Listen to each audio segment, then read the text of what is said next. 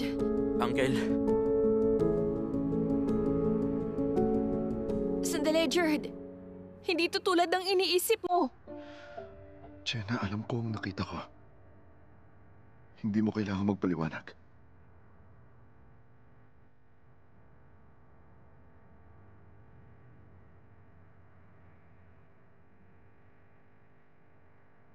Magpapaliwanag ako, Uncle. Hindi na. Nakita na ng dalawang mata ko ang ginagawa ninyo ni Jenna. Gusto niyo bang ipagsigawan ko pa kung ano yun? Pero Jerd, Hindi. kasalanan ko kung ba't nangyari to. Huminahon ka, Ayoko please. nang marinig kahit ano pa yung sasabihin mo. Walang kasalanan dito si Coach Jenna. Ako ang unang nagka-crush sa kanya.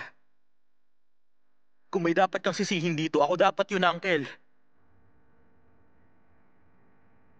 Hindi naman yun tama. Huwag mo isisi yung mga nangyayari kay John. May kasalanan din ako dito. Tama na! Ayoko nang marinig lahat. Huwag niyo nang ipagtanggol ang isa't isa. Jerd, I'm sorry for everything. Sorry sa lahat. Oh, paano ko to nagawa sa kanila? Ang sama-sama ako talagang tao.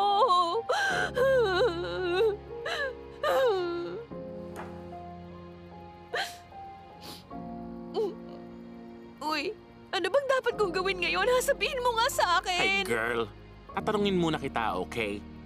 Gusto mo ba si John? Kasi kung totoong gusto mo siya, paano si Jerd? Anong ibig sabihin ng pinagsamahan nyo ng ilang buwan? Well, actually all this time, akala ko talaga si Jerd yung gusto kong makasama eh. Ibig mong sabihin akala mo lang ang lahat?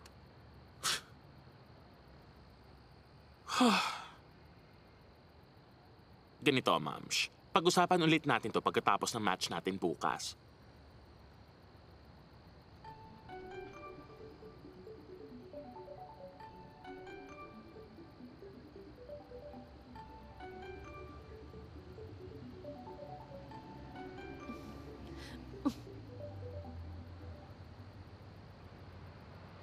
Hello? This is Jenna speaking.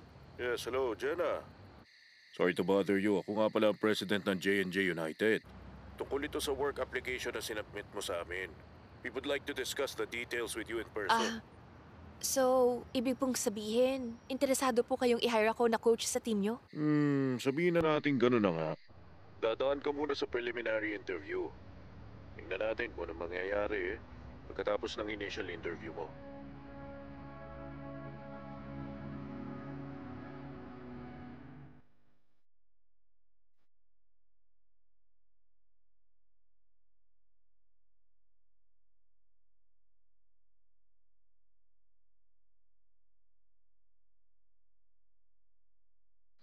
Ano?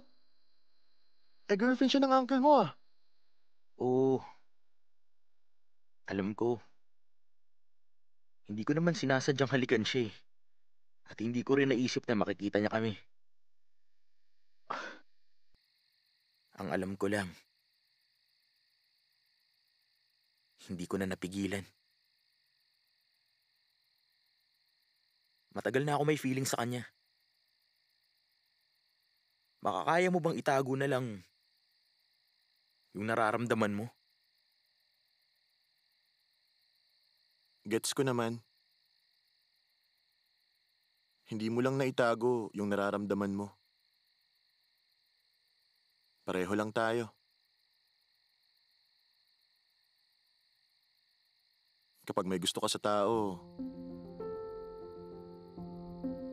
gusto mo lagi siyang nandyan.